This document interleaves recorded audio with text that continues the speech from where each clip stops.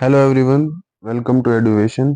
तो हमने सेक्शन 31 तक कर लिया था। कल मैंने दो वीडियोस डाली थी, 21-21 मिनट की लॉन्ग वीडियोस थी। ठीक है ना। अभी हम आज कंप्लीट करते हैं, हो सकेगा हमसे तो हम 32 पढ़ते हैं।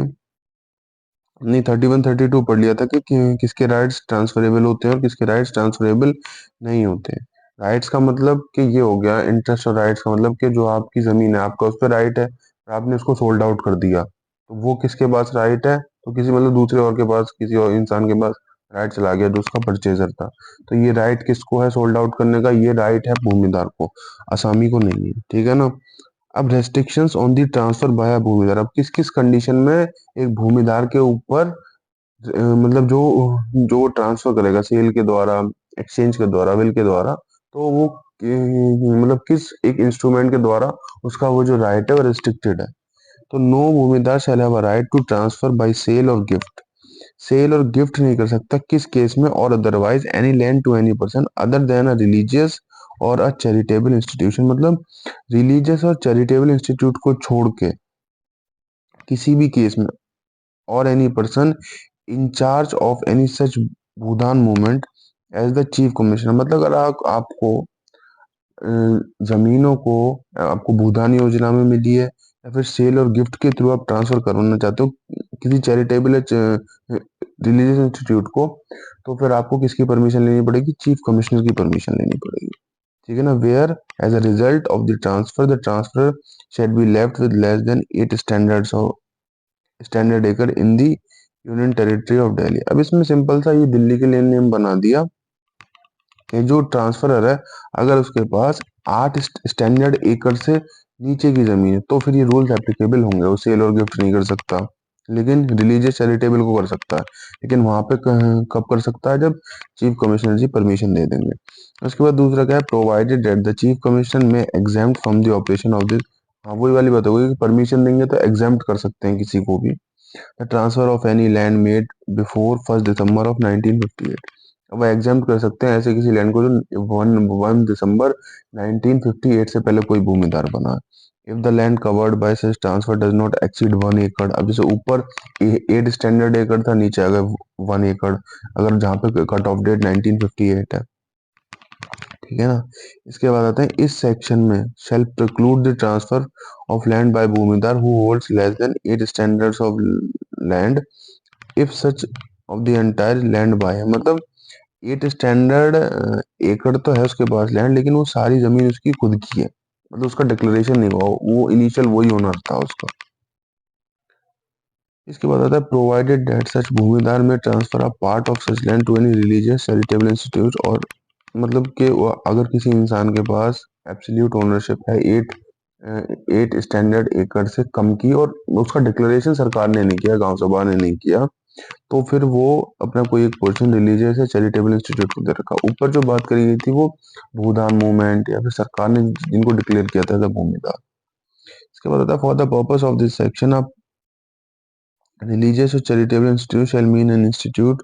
अब चैरिटेबल और रिलीजियस इंस्टीट्यूट का मतलब बताया है कि जो चैरिटी करते हो या फिर कोई रिलीजियस पर्पस के लिए काम करते हो। अब क्या कहते हैं कि simple mortgage of land by bhumidhar, मतलब मॉर्टगेज भी करेगा तो सिंपल मॉर्टगेज अलाउड है। ठीक है ना। इक्विटेबल मॉर्टगेज होता है, सिंपल मॉर्टगेज होता है, इस टाइप से। तो no भूमिदार shall have the right to mortgage any land belonging to him as such where possession of the mortgage land is transferred or agreed to transfer, मतलब कोई ऐसा मॉर्टगेज, कोई ऐसी प्रॉपर्टी गिरवी नहीं रख सकता जहाँ पे लैंड ट्रांसफर होती हो। ठीक है ना। सिंपल सी बात है। जो लैंड ट्रांसफर होती है उसको बोलते हैं इक्विटेबल मॉर्गेज। सिंपल मॉर्गेज होता है जैसे अभी केसीसी आ जाती है, किसान क्रेडिट कार्ड। ठीक है ना, इस टाइप से। letting of the land, no bhumidar or asami shall let out for any period whatsoever any land comprised in holding except in the case provided for in section 36। अब 36 में mention है कि lease कितने period के लिए दे सकते हैं। ठीक है ना। लीज का मतलब होगा late.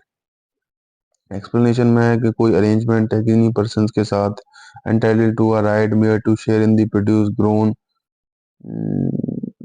with the tenure holder in the actual performance of the is not a lease, मतलब अगर फॉर एग्जांपल के कोई किसी की प्रॉपर्टी को, जमीन को कर रहा है और उनके बीच में रेंट काइंड के फॉर्म में डिवाइडेड है, तो उसको लीज में कंसीडर नहीं करेंगे। ठीक है ना। इसके बाद है 36 में भूमिदार हु। अब lease of a disabled person, ठीक है ना, लीज बाय डिसेबल्ड, अगर कोई डिसेबल्ड इंसान है तो लीज किस केस में कर सकता है। अब भूमिदार हु, अगर कोई अनमैरिड वुमन है, अगर मैरिड है तो डिवोर्सी है, सेपरेटेड वुमन है, या फिर कोई माइनर है हुज फादर हैज डाइड, या कोई ल्यूनेटिक मतलब अनसाउंड माइंड है, मतलब जिसकी एबनॉर्मल है, थोड़ी दिमाग की मानसिक स्थिति ठीक नहीं है।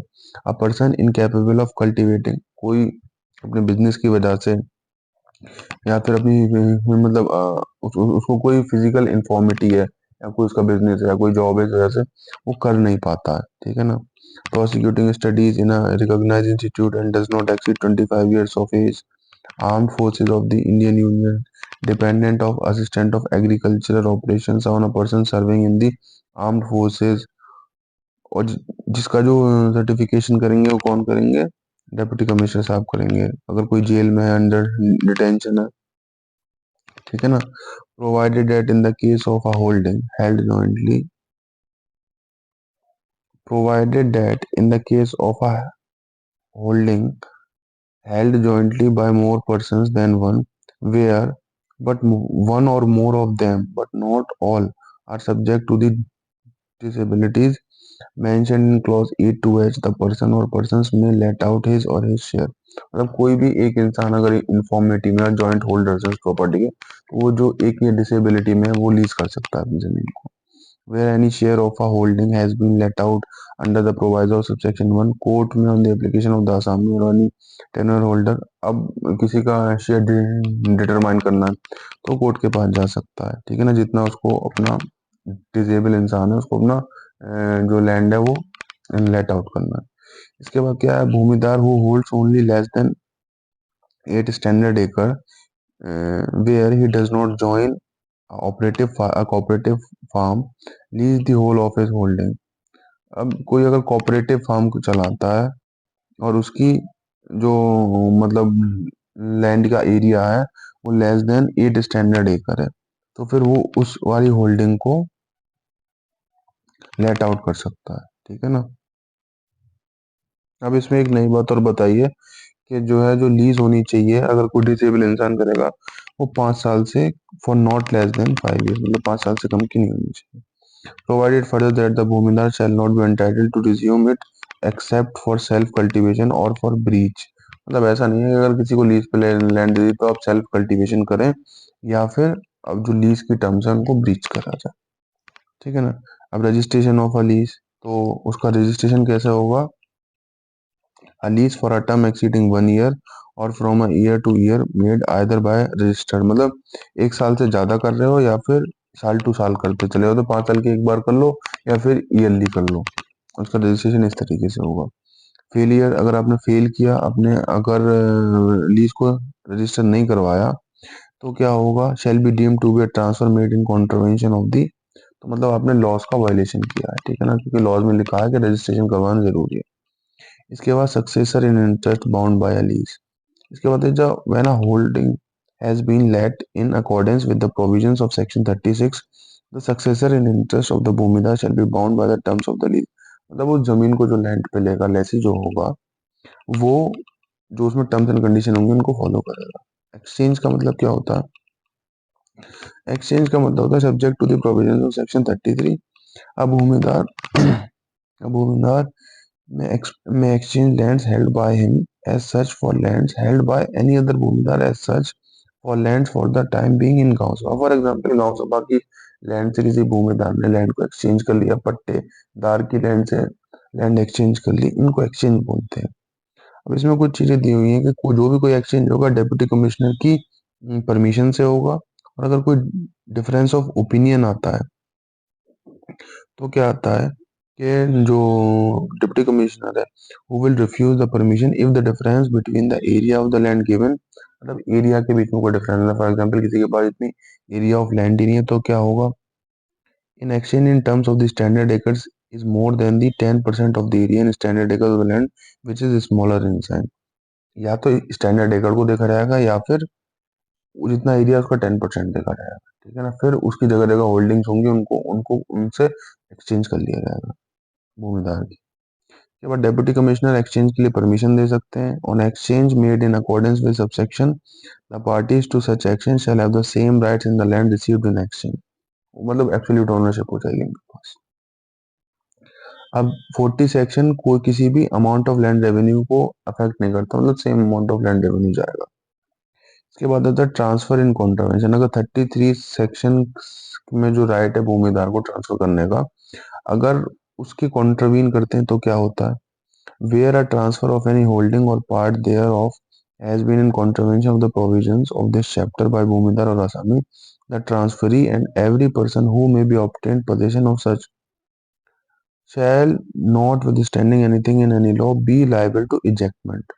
अगर वो किसी भी ब्रीच को, मतलब एक्सचेंज के जो लॉज हैं उनका ब्रीच करता है तो इजेक्ट किया जाएगा, मतलब जमीन से उसको हटाया जाएगा। अब वो जमीन किसी की भी हो सकती है, भूमिदार की हो सकती है, गांव सभा की भी हो सकती है।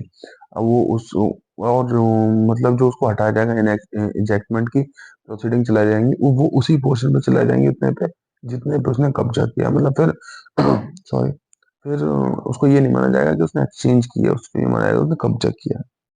To every suit for ejectment under this section the transfer shall made be a party. उसने ट्रांसफर करी है, ट्रांसफरर और ट्रांसफरी हुआ है और उसने रूल्स का वायलेशन किया है, तो फिर जो ट्रांसफरर है उसको पार्टी बनाया जाएगा। इसके बाद revenue assistant also may on receiving information. अब इसमें कौन एक्शन लेगा? Revenue action, revenue assistant action लेगा। Take action to ejectment the transferee and every person who may have obtained possession has as afforded after following such procedure as may prescribe. मतलब अगर transferee या तो transferee ने किया तो सीधी सी बात है एनक्रोचमेंट इजेक्टमेंट की प्रोसीडिंग चलेंगे। अगर उन दोनों ने एक साथ किया लेकिन प्रोसीजर लीगल नहीं था, ठीक है ना, तो भी मतलब विदाउट परमिशन कर लिया, ठीक है ना, इस तरीके से अगर किया है तो उनके खिलाफ एक्शन लिया जाएगा। 43 में था transfer with possession by bhumidhar to be deemed as sale. For example आपने जमीन ट्रांसफर करी तो जब तक उसका पोजीशन नहीं आएगा तब तक उसको सेल नहीं माना जाएगा, ठीक है ना। Any transfer of holding or part thereof made by a Bhumidar by which possession is transferred to the transferee for the purpose of securing any payment money advanced or to be advanced by way of loan and existing or future debt on the performance of an engagement may give rise to pecuniary liability। Pecuniary मतलब payment करेगा जो purchaser होगा। shall not withstanding anything contained in the document to be deemed at all times for all purposes be a sale।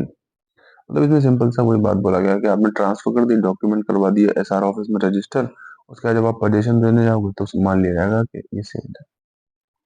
इसके बाद आ जाते हैं 44 में effect of lease in contravention of section 36। और 36 का कॉन्ट्रवेंशन पहले ऊपर पड़ा 33 का राइट जो था ट्रांसफर का, अभी प्रोविजंस का कॉन्ट्रवीन किया उसने तो क्या होगा? When a bhumidhar other than one refer to in subsection वो सेक्शन 36 हैज लेट आउट, मतलब लीज करी उसने अपनी property holding or any part thereof, for the lessee will notwithstanding anything contained in any law or contract or document of lease become be deemed to be a purchaser and the provisions। इसका मतलब है कि जो lease है, lease करी है उसने, अगर उसने लीज के प्रोविजंस को कॉन्ट्रवीन किया 36 के, तो वो परचेजर फिर माना जाएगा, ठीक है ना, क्योंकि डॉक्यूमेंट हो चुका होगा रजिस्टर्ड। अगर उसमें टाइम मेंशन नहीं है 5 साल का, 1 साल का, 4 साल का, 5 साल का, ऐसे। इसके बाद 45 में आता है transfer in made of contravention. अगर इस चैप्टर में जो रूल्स हैं ट्रांसफर से रिलेटेड, अगर उनका वायलेशन किया जाता है तो वो शुरू से ही बेकार होंगे, वॉइड होंगे। Consequences of ejectment under section 46, ये मतलब जो इजेक्टमेंट की प्रोसीडिंग्स थी इनको ओमिट कर दिया गया था। कब? सेंट्रल एक्ट 38 ऑफ 1965 में, ठीक है। अब अपॉन इसकी कॉन्सिक्वेंसेस देख लेते हैं। लेकिन upon ejectment all the rights and interests of the Bhumidar or Asami in the holding improvement therein or to get compensation for such improvement shall be extinguished, मतलब ट्रांसफर्ड हो जाएंगे। इसके बाद है bequest by a भूमिदार। अब भूमिदार में भी bequeath his holding और एनी पार्ट thereof एक्सेप्ट, मतलब bequeath का मतलब होगा ट्रांसफर, जो भी प्रोविजन दे रखे हैं इनके अलावा किसी और तरीके से ट्रांसफर हो गया, लीज हो गया, एक्सचेंज हो गया, गिफ्ट हो गया, इनके अलावा किसी तरीके से वो उस होल्डिंग को डिवॉल्व नहीं कर सकते। No bhumidhar entitle to any holding in his in the right of a widow women, मतलब widow mother step mother, father's mother, unmarried daughter, जितनी भी फीमेल दे रखी है ना उनको, वो कोई एंटाइटल नहीं है उस प्रॉपर्टी के लिए, ठीक है ना। इसके बाद क्या, every will made under provisions of subsection shall not withstanding anything contained in any law, custom or usage in writing and attested, मतलब इस तरीके का कोई बिक्वत मतलब ट्रांसफर होगा तो उसमें किस किस चीज की जरूरत होगी, राइटिंग की और टू पर्सन की। लेकिन कोई भी ये जो मदर लेडीज है, फीमेल्स हैं, ये कोई भी अलाउड नहीं है, ठीक है ना। ये आसामी का राइट, आसामी को कोई राइट नहीं है। फिर जनरल ऑर्डर ऑफ सक्सेशन, अगर कोई इंसान की डेथ हो जाती है तो फिर उसकी प्रॉपर्टी कैसे डिवॉल्व होगी, तो ये आप सबको छोड़ दो। इसीलिए लिखा है कि अगर कोई मेल डाई हो जाता है तो उसकी जो क्या कहते हैं इंटरेस्ट है वो कैसे डिवॉल्व होगा, तो नीचे आ जाओ। सबसे पहले विडो का राइट होगा, फिर फादर का, फिर मदर का, मदर की जो विडो हो चुकी है, फिर स्टेप मदर का, फिर फादर का, दादाजी का, फिर फादर की मदर का, दादी का, फिर widow of a male lenient descendant in the male line of descendant, मतलब अपने बेटे की कोई बीवी वगैरह है उनका। इसके बाद अनमैरिड डॉटर, डॉटर मतलब अनमैरिड होनी चाहिए। फिर भाई होना चाहिए, being the son of the same father, मतलब अपना रियल ब्रदर होना चाहिए। अनमैरिड सिस्टर होनी चाहिए, भाई का बेटा होना चाहिए, ठीक है ना। और वो जो भाई का बेटा है वो भाई एकदम रियल होना चाहिए। फादर सन मतलब आपके अंकल हो गए, ठीक है ना। एक बात और है, दादाजी के भाई का बेटा मतलब अंकल ही हो गए। इसके बाद हो गया ब्रदर सन सन, मतलब आप जो है भाई का बेटा हो गया, ठीक है ना। इसके बाद फादर सन सन्स, जो मतलब आपके आपके पिता के मतलब आपके जो फादर हैं उनका ग्रैंड, वो क्या कहते हैं, ग्रैंड चाइल्ड, ठीक है ना, ग्रैंड सन। इसके बाद डॉटर का सन, सबसे बाद में आता है डॉटर का सन, ठीक है ना। अब इसके बाद succession in the case of a women holding, अब कोई वुमेन अगर किसी इंटरेस्ट को होल्ड करती है तो उसमें किस तरीके से होगा, where a when a Bhumidar or Asami who has after the commencement of this act inherited, अगर कोई वुमेन किसी भूमिदार या आसामी के रूप में जमीन मिलती है, उसको प्रॉपर्टी मिलती है, इंटरेस्ट मिलता है, और वो वुमेन किस तरीके की होगी, वुमेन वो widow, mother, step mother, father's mother, जो मैं हम लोगों ने ऊपर बात करी थी, ठीक है ना, और वो खत्म हो जाती है, डेथ हो जाती है, तो उसकी प्रॉपर्टी कैसे डिवॉल्व होगी, तो उसकी प्रॉपर्टी होगी व्हेन अ भूमिदार हुआ बिफोर, अभी बिफोर वाला केस बता दिया, she was in accordance with the personal law, personal law के हिसाब से होगी, जो उनका अगर हिंदू लॉ, मुस्लिम लॉ, सिखिज्म, जैनिज्म, अगर उनको पर्सनल लॉ कुछ बोलता है या जो भी किसी पर्सनल लॉ को वो फॉलो करते हैं, जैसे हिंदूज में मतलब आपका हिंदू हिंदू वो अ, Hindu property, Hindu marriage, Hindu adoption act है, मतलब ये इनके हिंदू के अपने पर्सनल लॉज है। हिंदू मैरिज एक्ट अलग है, हिंदू अडॉप्शन एक्ट अलग है, और हिंदू सक्सेशन एक्ट अलग है, ठीक है ना। ऐसे ही जो पूरे इंडिया पे सिविल लॉ एप्लीकेबल होता है उसको बोलते हैं इंडियन सक्सेशन एक्ट, ठीक है ना। तो इस तरीके से, इसके बाद she was in accordance with the personal laws to are entitle with the holding, dies or marriage of such bhumidhar on the date immediately before the such date held holding, अब उसकी शादी किसी से भूमिदार की, जब ये लैंड लैंड एप्लीकेबल हुआ था लेकिन उसकी डेथ उससे पहले हो चुकी थी, तो उसके जो नियरेस्ट सर्वाइविंग आयर होंगे उनको वो लैंड ट्रांसफर हो जाएगी। The provision of this subsection shall mutadis and mutandis applies to an assembly who inherited the holding. ये कैटेगरी होती थी जो लोग रेंट होल्डिंग करते थे उनकी। इसके बाद आते हैं succession in the case of a holding inherited as father's father, अगर जैसे ऊपर हमने ऑर्डर ऑफ सक्सेशन पढ़ा था ना, तो फादर्स के फादर को अगर प्रॉपर्टी मिलती है तो उनकी प्रॉपर्टी कैसे डिवॉल्व होगी, तो उनकी प्रॉपर्टी होगी नियरेस्ट सर्वाइविंग हायर, ठीक है ना। अगर कोई ऑप्शन आता है और आपको समझ में कुछ नहीं आता तो नियरेस्ट सर्वाइविंग हायर उसमें आंसर होगा, मतलब जो उनके आसपास उनकी देखरेख करता होगा उसका हो जाए। इसके बाद होगा of the last male bhumidhar, ठीक है, हो गया। इसका succession to a woman holding an interest otherwise, अब किसी वुमन को अदरवाइज मतलब कोई सेल वेल के थ्रू जमीन मिल गई तो उसका क्या ऑर्डर रहेगा, उसका ऑर्डर रहेगा पहले हस्बैंड को जाएगी, फिर widow of male lenient descendant, मतलब उसके का बेटा जो है उसकी कोई विडो है, उसकी डॉटर का सन, उसके बाद हस्बैंड का ब्रदर, सॉरी, फिर हस्बैंड के ब्रदर का सन। ठीक है जी। इसके बाद है passing of interest by survivorship in the case of co widow or a co tenure or co sub tenure holder who dies leaving no heir. अगर कोई डेथ हो जाती है किसी की कोविड होगी या को टेन्योर की, उसके पास कोई भी आयर नहीं बचता, कोई मतलब उसका सक्सेसर नहीं बचता, तो क्या होगा फिर सर्वाइवरशिप, ठीक है ना, जो क्लेमेंट आएगा उसके हिसाब से। जैसे दो टाइप के होते हैं सर्टिफिकेट, एक लीगल एयर होता है, एक होता है सर्वाइवर, ठीक है ना, सर्वाइवर बनता है बाद में। अब लीगल एयर जो होता है ना, उसको डिक्लेयर करती है क्या कहते हैं आपका कोर्ट, ठीक है ना। सक्सेसर सर्टिफिकेट जो होता है उसको तहसील वगैरह डिक्लेयर करती है, तहसीलदार। इसके बाद अब पार्टीशन की प्रोसीडिंग्स आ जाती हैं। हमारा चैप्टर आता है FGHI। इसके बाद 3 चैप्टर और हैं हमारे, मतलब आप मान के चलो अभी हमारा इस चैप्टर में हम अभी 50 लगभग 54 सेक्शन है ना, तो लगभग अभी हमारे 50 सेक्शंस और बचे हैं अभी इसमें, इसी चैप्टर में बचे हैं 50 सेक्शन। सबसे लॉन्गेस्ट चैप्टर है।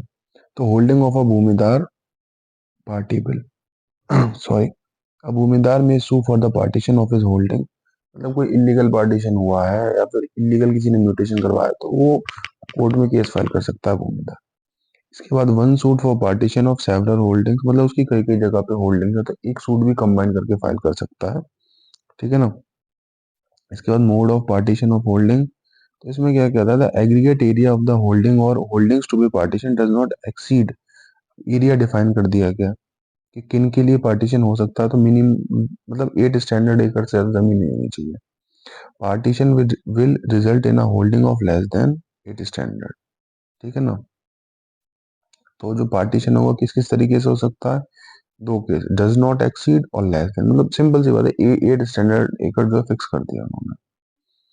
अब इनके केस में क्या करेगी, court shell in the case following under clause A, अब ए के केस में बताया जहां पे एक्सीड नहीं करेगी 8 स्टैंडर्ड एकड़ से, to divide the holding, direct the sale of the same and the distribution of the proceeds thereof। अब पहले वाले केस में अगर एक्सीड नहीं करेगी तो उस लैंड को सोल्ड आउट कर देगी। कोई पार्टीशन से लेके इशू आया है, अगर क्लेमेंट अगर अलग अलग जगह क्लेम कर रहे हैं तो उसको सोल्ड आउट कर देगी और फिर जो उसकी पैसे आएंगे उनको डिस्ट्रीब्यूट कर देगी उन सब में। अगर बी वाला केस है लेस देन 8 स्टैंडर्ड एकड़ है, तो क्या होता है, तो divide the holding with such principles, मतलब ऑल्टरनेटिव डिसमिस, मतलब उसके पास फिर दो ऑप्शन होंगे कि उसको जैसे प्रिंसिपल्स ठीक लगते हैं लैंड को डिवाइड करने के वो कर सकती है, सूट को डिसमिस कर सकती है। अब rules framed under section 1 shall prescribe the circumstances in which compensation may be awarded. अब अगर पार्टीशन होगा तो कंपनसेशन में मिलेगा किसी ना किसी को, वो 73 में मेंशन्ड है, ठीक है ना। वो गांव सभा उसको डील करेगी।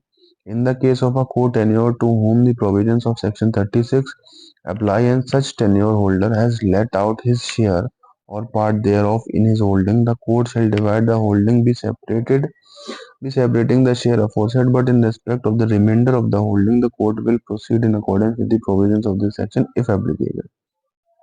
अब इसमें क्या है, इसमें सिंपल सी बात है कि अगर कोई कोई को टेन्योर होल्डर है, मतलब एक जमीन के दो मालिक जॉइंट होल्डर्स है, ठीक है ना, उसने जमीन किसी को अपना शेयर मतलब लेट आउट मतलब रेंट पे दे दिया, तो क्या होगा, कोर्ट शैल डिवाइड करो, फिर बाद में पार्टीशन की बात आएगी तो उसके शेयर को सबसे पहले सेपरेट किया जाएगा, अलग किया जाएगा, फिर जो उसका रिमेनिंग शेयर बचेगा उसके ऊपर पार्टीशन होगा। जितना उसने लेट आउट किया फिर उस लेट आउट वाले शेयर को अलग कर दिया जाएगा कि मतलब रेंट होगा कुछ टाइम पीरियड के लिए होगा, उसका डिवीजन बाद में होगा।